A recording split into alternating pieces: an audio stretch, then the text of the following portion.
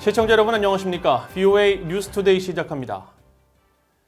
6.25 한국전쟁 발발 70주년을 맞아 도널드 트럼프 대통령이 한국전 참전용사 기념비를 찾아 참전용사들의 희생을 기렸습니다. 미국 행정부와 의회 의원들도 성명을 통해 자유와 민주주의를 위해 목숨을 바친 한국전쟁 참전용사들을 잊지 않을 것이라며 한국전쟁 발발 70주년을 기념했습니다. 첫 소식 함지하 기자가 보도합니다. 한국전쟁 발발 70년을 맞은 6월 25일, 미국의 도널드 트럼프 대통령과 부인 멜라니아 여사는 워싱턴 DC의 한국전 참전용사 기념비를 찾았습니다. 트럼프 대통령은 기념비에 헌화하고 묵념을 한 뒤 거수경례로 참전용사들의 희생에 예의를 표했습니다. 이어 참석한 한국전 참전용사들을 만나 감사의 인사를 전했습니다. 한국전쟁 기념공원을 둘러보며 참혹했던 한국전쟁 희생용사들의 넋을 기린 트럼프 대통령은 앞서 한국에서 열린 한국전쟁 70주년 기념식 영상 메시지를 통해 공산주의를 막아내기 위해 용감하게 싸운 모든 분들께 감사와 경의를 표한다고 밝혔습니다. To all of the people that helped so much from the United Nations, everybody involved, it was an incredible thing that we all together did. And I just want to congratulate you on victory. 마이크 펜스 부통령도 트위터를 통해 한국전쟁에 참전했던 자신의 아버지 사진을 올리고 자유를 수호하기 위해 희생한 이들을 기억한다면서 한국전에서 전사한 모든 영웅들에게 신의 가호가 있기를 염원했습니다. 마이크 폼페오 미국 국무장관은 성명을 발표하고 한국전쟁 희생자들을 기렸습니다. 폼페오 장관은 성명에서 미국은 미국과 한국, 그리고 유엔 사령부 아래 각국에서 온 이들이 우리의 공통가치인 자유와 민주주의라는 이름 아래 목숨 바친 것을 절대로 잊지 않을 것이라고 밝혔습니다. 아울러 한국에 대한 방위 공약은 여전히 철통 같다며 동맹은 공동의 목표인 한반도와 인도태평양의 평화와 안정, 번영을 위한 공통된 목표를 위해 계속 협력하고 있다고 말했습니다. 미국 합동참모본부는 트위터를 통해 한국전 당시 사진과 함께 마크 밀리 합참의장의 발언을 소개했습니다. 밀리 의장은 70년 전 오늘 미국과 한국군은 북한의 침입을 격퇴하기 위해 함께 싸웠으며 민주주의를 수호하기 위해 3만 7천 명의 미군 병사들이 사망했고 6천 명 이상 실종됐다면서 우리는 이들의 희생과 헌신을 기리고 기억한다고 밝혔습니다. 미국 의회 의원들도 성명을 통해 자유의 소중함과 미한 동맹의 중요성을 강조했습니다. 상원 외교위 동아태 소위원장인 공화당의 코리 가드너 의원은 본회의 연설을 통해 미국은 동맹국과 친구들이 있었기 때문에 평화와 번영을 달성할 수 있었고 이것이 미국을 매우 강하게 만든다면서 북한의 진지한 비핵화 협상 복귀를 위한 최대 대북 압박 캠페인의 복원을 트럼프 행정부에 촉구했습니다. 엘리엇 앵겔 하원 외교위원장은 트위터에 올린 성명에서 자유와 민주주의를 위해 함께 싸운 용감한 미국인과 한국인들을 기렸습니다. 아미베라 하원 외교위 동아태 소위 위원장은 한국전쟁 발발 70년이 지난 지금도 미한 동맹은 변함이 없다면서 민주주의와 자유시장경제라는 공유 가치에 기반한 두 나라의 파트너십은 동북아 지역 안보와 번영의 초석이라고 강조했습니다. VOA 뉴스 함지하입니다. 안토니오 구테우스 유엔 사무총장은 6.25 한국전쟁 70주년을 맞아 한국전쟁에서 목숨을 잃은 군인과 민간인들의 희생을 기렸습니다.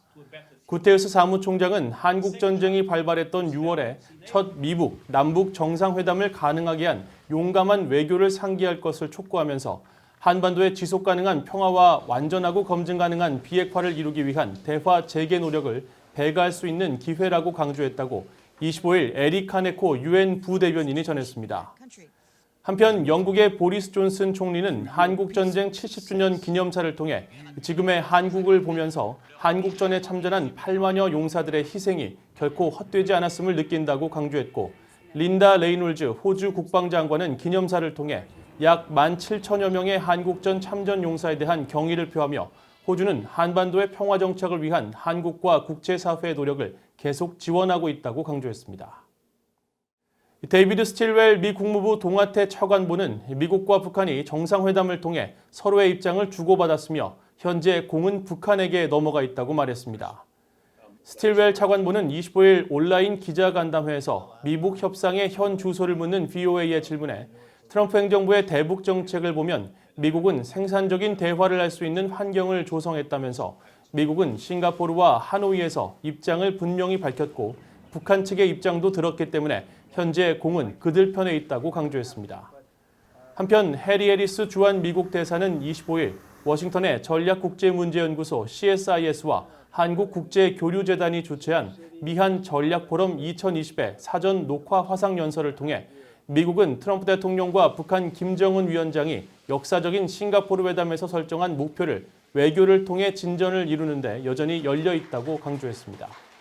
또 미국은 남북관계에 대한 한국의 노력을 전적으로 지지한다면서 북한은 역효과를 내는 추가 행동을 자제할 것을 촉구했습니다.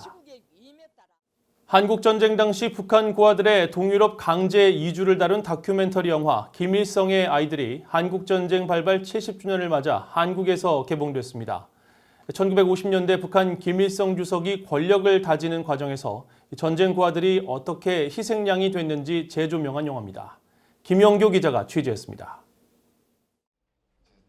한국에서 25일 개봉한 다큐멘터리 영화 김일성의 아이들. 한국 전쟁 직후 한반도에서 발생한 전쟁 고아들은 대략 10만 명 정도였습니다. 북한 정권은 당시 5천 명에서 1만 명에 달하는 북한 고아들을 동유럽 국가로 이주시킨 것으로 추산됐습니다.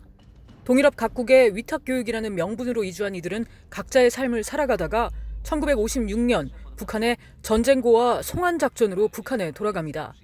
그들의 송환은 북한 내 반김일성주의자의 종파 투쟁으로 유럽의 선진 문화와 교육을 받은 아이들에 대한 우려가 커지기 시작했던 당시 상황을 영화는 조명했습니다. 같은 해 10월 헝가리에서 일어난 자유화 혁명에 가담한 북한 고아들이 있다는 것도 김일성 주석의 권력 강화에 위협으로 작용했습니다. 북한 정권은 북한에 송환된 전쟁 고아들을 대부분 탄광이나 공장 배치 등 모두 분산시켜 정치적 한 목소리를 내지 못하도록 조치를 취했고 전쟁 고아 중 일부는 동유럽으로 돌아가겠다며 탈북을 시도했지만 도중에 사망했다는 기록도 동유럽 친구들에게 보낸 편지에 남아 있습니다. Mówiła tylko tak, że jak w ogóle ktoś pisał, to zazwyczaj narzekał, że chciałby wrócić do Polski. Że tęsknił za tym, co tutaj było. Kiedyś mama użyła takiego wyrazu, że ktoś powiedział, że utracił raj, że musiał tam wrócić, prawda? 관객들은 당시 정권에 의해 희생된 인권 참상을 더 깊이 알게 됐다고 말했습니다. 인간의 기본적인 감정과 자유가 그렇게 억압이 돼야 되는 건지 그건 아니라고 생각이 됐거든요. 멍하게 하는 감동을 느꼈습니다. 인간 간의 기본적인 관계가 있는데 그런 기본적인 관계가 비극으로 끝났다. 아직도 비극인 상태로 끝나지 않았다는 게 정말 마음이 아팠고 동유럽의 생존 중인 북한 전쟁 고아들의 친구와 교사 등 생존자들의 증언과 편지, 각국 기록 보관소 등을 통해 확보한 100여 장의 사진과 기록 필름은 영화에 그대로 담겼습니다. 말 그대로 체제의 경쟁을 벌이던 시절이었죠. 소련도 마찬가지고 미국도 그렇고 누가 먼저 지구 바깥으로 사람을 보내는지 그런 과학기술의 경쟁도 있었지만 비슷한 맥락으로 인권에 대한 경쟁, 어떤 체제 우월성에 대한 경쟁들이 존재를 했던 거죠. 김 감독은 이 영화가 한국인의 시선으로 북한의 역사를 발굴했다는 데 의의가 있다면서 한국전쟁 발발 70년이 지난 지금까지도 폐쇄적인 북한 사회에 대해 보다 객관적이고 역사적으로 접근하는 데 도움이 되길 바란다고 말했습니다. VOA 뉴스 김현교입니다. 미국 국무부는 북한을 18년 연속 최악의 인신매매 국가로 지정하고 북한 정권이 인신매매 해결을 위해 아무 노력도 하지 않고 있으며 오히려 정부 관리들이 장려하고 있다고 강하게 비판했습니다. 국무부는 25일 발표한 인신매매 보고서에서 북한을 어린이 노동과 강제 동원 노역, 해외 노동자 착취 등을 일삼는 인신매매 후원국으로 적시하고 북한 정권은 인신매매 근절을 위한 노력을 전혀 하지 않고 있으며 인신매매에 의해 체계화된 강제노역은 북한 정권에 의한 정치적 압력의 수단이자 경제의 기둥이라고 지적했습니다. 보고서는 특히 중국으로 탈출한 북한 여성들이 인신매매에 심하게 노출돼 있다면서 이들이 중국의 인신매매범들로부터 심한 신체적 학대와 성적 착취를 당하고 있으며 신분이 발각돼 강제 북송될 경우 북한 관리들에 의해 또다시 강제 노동과 고문, 낙태 등 가혹한 처벌을 받고 있다고 밝혔습니다. 또 북한 정권이 국민들을 강제 노동에 투입하고 연간 수억 달러의 수익을 올렸으며 그 수익을 정권을 위한 불법 자금과 불법 활동에 사용하고 있다고 비판하고 북한 정권이 인신매매와 강제 노동 부분에서 최소한의 평가 기준도 충족시키지 못해 최하위 등급인 3등급으로 분류했다고 밝혔습니다. 북한이 지난 5월 중국으로부터 수입한 석유량이 급증해 지난해 같은 기간 수입량과 비슷한 수준을 기록한 것으로 파악됐습니다. 유엔 안전보장이사회 대북제재위원회가 최근 공개한 월간 대북 석유 수출입 현황 통계에 따르면 북한은 지난 5월 중국으로부터 모두 1273톤을 수입해 지난해 같은 기간 약 1530톤과 비슷한 수준으로 회복했습니다.